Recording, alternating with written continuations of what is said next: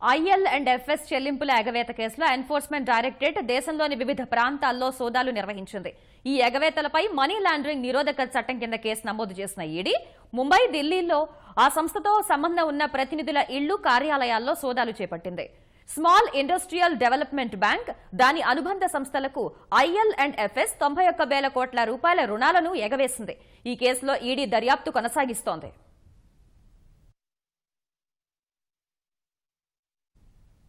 2018-19 ఆర్థిక సంవత్సరం April, December కాలంలో భారత్లోని విదేశీ ప్రత్యక్ష పెట్టుబడులు గత ఆర్థిక సంవత్సరం ఇదే కాలంతో పోలిస్తే 7% తగ్గినట్లు కేంద్ర వాణిజ్య పరిశ్రమల శాఖ వెల్లడించింది.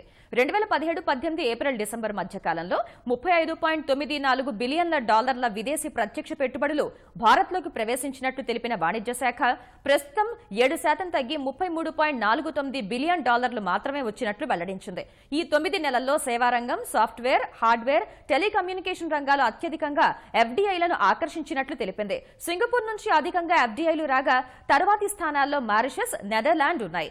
FDIల రాక తగ్గడం భారత్ చేసే చెల్లింపులపై ప్రభావం చూపుతోందన్న వాణిజ్య శాఖ దీని ప్రభావం రూపాయి విలువపై కూడా పడిందని పేర్కొంది.